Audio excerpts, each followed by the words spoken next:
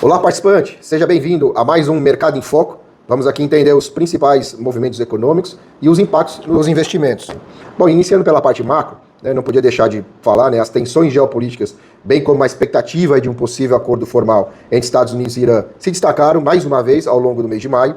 Embora o cessar-fogo tenha sido preservado e existem sinais aí de avanço nas negociações, o fechamento do Estreito de Hormuz seguiu amplificando o choque de oferta global, elevando aí os riscos não só para a inflação, mas também na parte de crescimento das economias. A falta de um acordo concreto continuou elevando o preço de energia, reforçando aí as pressões inflacionárias ao redor do mundo.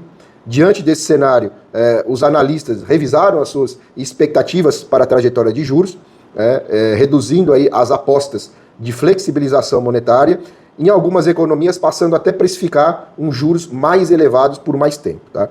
Esse movimento resultou em uma expressiva abertura das curvas de juros globais e também domésticas, refletindo essa percepção de que os bancos centrais terão menos espaço para promover cortes nas suas taxas de juros nos próximos meses e, em algumas situações, até podem subir a taxa de juros, dependendo do andamento aí, do preço do petróleo. Tá?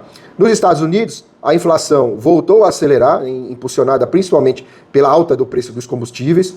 Ao mesmo tempo, a atividade econômica e o mercado de trabalho permaneceram resilientes, fortalecendo aí a percepção de que o Federal Reserve, o Banco Central americano, poderá manter os juros elevados por mais tempo. Tá?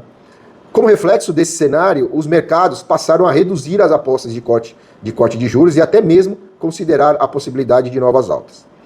Apesar desse ambiente mais desafiador, as bolsas americanas apresentaram um desempenho bem positivo, sustentado aí principalmente pelas empresas de tecnologia e pelo avanço aí dos investimentos relacionados à inteligência artificial.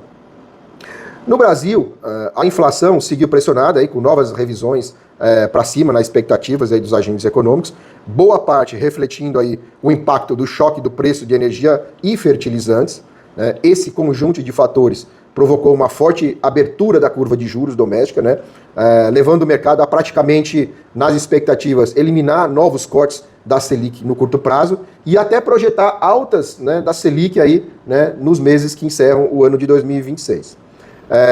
Para o próximo mês, o principal fator de monitoramento continua sendo a evolução, claro, do conflito aí do Oriente Médio, seus impactos no preço do petróleo, mas há sinais aí de um possível acordo formal de paz entre Estados Unidos e Irã, após um memorando assinado em meados de junho de um cessar-fogo inicial de 60 dias para negociar pontos cruciais de segurança e proteção nuclear, e programa nuclear. No ambiente doméstico, o cenário fiscal, a trajetória da inflação e o avanço das discussões eleitorais tendem a seguir como importantes fontes aí de volatilidade para os mercados. Em relação aos nossos investimentos, iniciando aqui pelo Plano BD, o Plano BD em maio, ele apresentou um retorno de 0,90 no mês, levemente abaixo da nossa meta atuarial, que foi 1,06. No acumulado do ano, o plano apresenta um retorno de 5,14, muito próximo da nossa meta atuarial de 5,55. E esse não atingimento da meta no mês de maio foi influenciado principalmente por variáveis externas à gestão, em especial pela revisão das expectativas de IPCA, que é a estimativa de IPCA que corrige os títulos indexados à inflação, que é a grande parte da nossa carteira do Plano BD, onde a previsão era que o IPCA ficasse em torno de 0,50 e o IPCA divulgado oficial veio ligeiramente acima, 0,58. O outro ponto que contribuiu negativamente para o atingimento da meta no mês de maio foi o comportamento do INPC, que corrige a meta atuarial, que veio bem acima do IPCA, 0,65 para o INPC contra o IPCA de 0,58. Esses fatores impactaram negativamente a relação de rentabilidade da carteira em relação à sua meta atuarial. O Plano CV, ele teve um retorno de 0,82 no mês e a meta atuarial foi 0,97.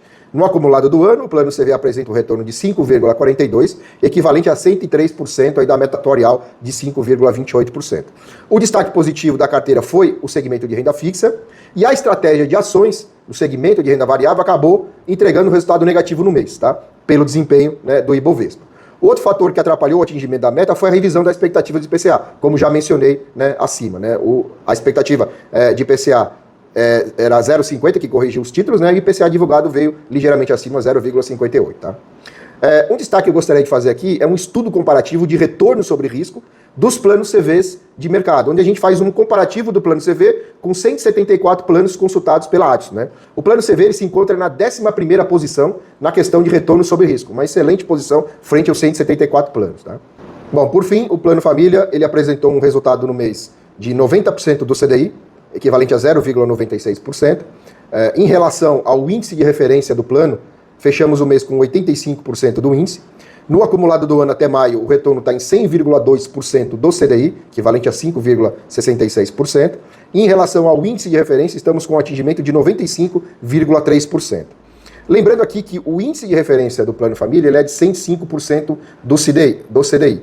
E é importante destacar que os planos CDs, né, eles possuem uma dinâmica diferente dos planos de benefício definido e dos planos de contribuição variável. Nos planos CDs, como o nosso Plano Família, não existe a meta atuarial. Isso ocorre porque o benefício futuro ele vai depender exclusivamente do saldo acumulado da conta individual de cada participante, formado pelas contribuições realizadas, mais a rentabilidade obtida ao longo do tempo.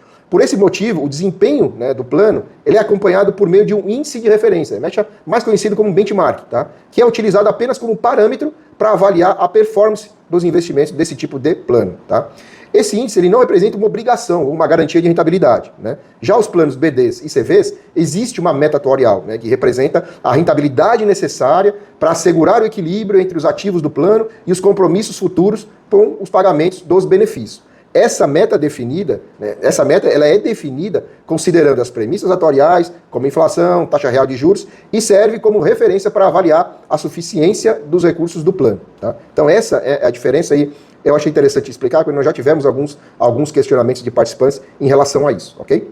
Bom, gente, eu agradeço a atenção de todos e até o próximo mês.